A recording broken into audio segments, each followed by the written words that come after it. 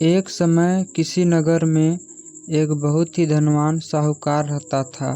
साहूकार का विवाह नगर की सुंदर और गुणवंती लड़की से हुआ था। एक बार वो अपनी पत्नी को लेने बुधवार के दिन ससुराल गया और पत्नी के माता पिता से विदा कराने के लिए कहा।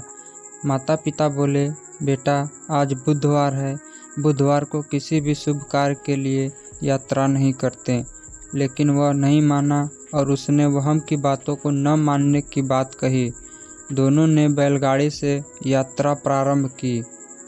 2 कोस की यात्रा के बाद उसकी गाड़ी का एक पहिया टूट गया। वहां से दोनों ने पैदल ही यात्रा शुरू की।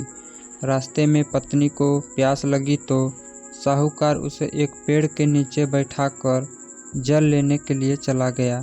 थोड़ी देर बाद जब वो कहीं से जल लेकर आया तो वह बुरी तरह से हैरान हो उठा, क्योंकि उसकी पत्नी के पास उसकी ही शक्ल सूरत का एक दूसरा व्यक्ति बैठा था।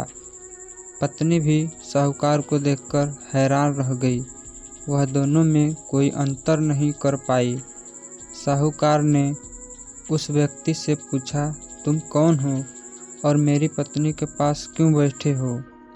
साहूकार की बात सुनकर उस व्यक्ति ने कहा, अरे भाई, यह मेरी पत्नी है। मैं अपनी पत्नी को ससुराल से विदा करा कर लाया हूँ। लेकिन तुम कौन हो जो मुझसे ऐसा प्रश्न कर रहे हो?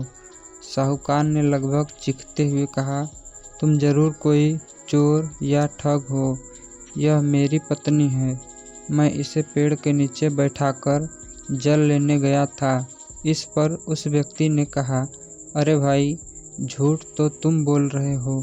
पत्नी को प्यास लगने पर जल लेने तो मैं गया था। मैं तो जल लाकर अपनी पत्नी को पिला भी दिया। अब तुम चुपचाप यहाँ से चलते बनो, नहीं तो किसी सिपाही को बुलाकर तुम्हें पकड़वा दूंगा। दोनों एक दूसरे से लड़ने लगे। उन्हें लड़ते देख बहुत से लोग वहां एकत्र हो गए। नगर के कुछ सिपाही भी वहां आ गए। सिपाही उन दोनों को पकड़कर राजा के पास ले गए। सारी कहानी सुनकर राजा भी कोई निर्णय नहीं कर पाया। पत्नी भी उन दोनों में से अपने वास्तविक पति को नहीं पहचान पा रही थी।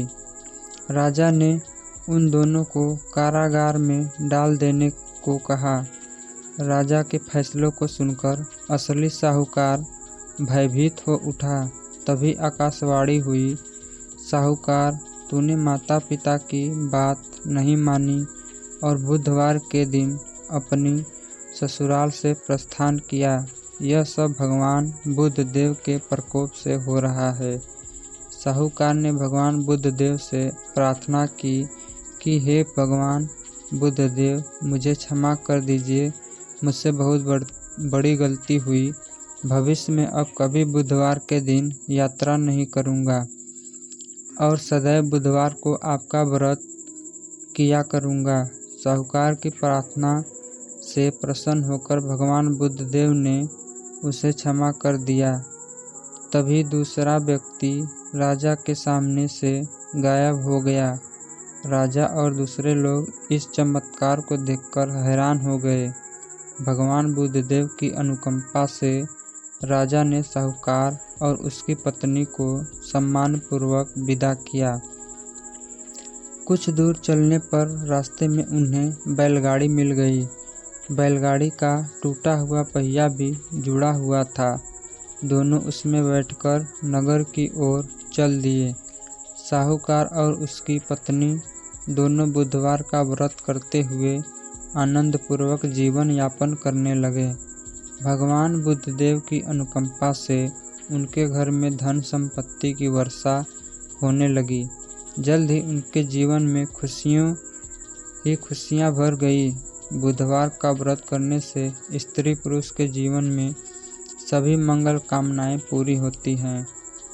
धन्यवाद। अगर आपको वीडियो अच्छी लगी तो प्लीज़ चैनल को सब्सक्राइब और वीडियो को लाइक करें। धन्यवाद। जय हिंद।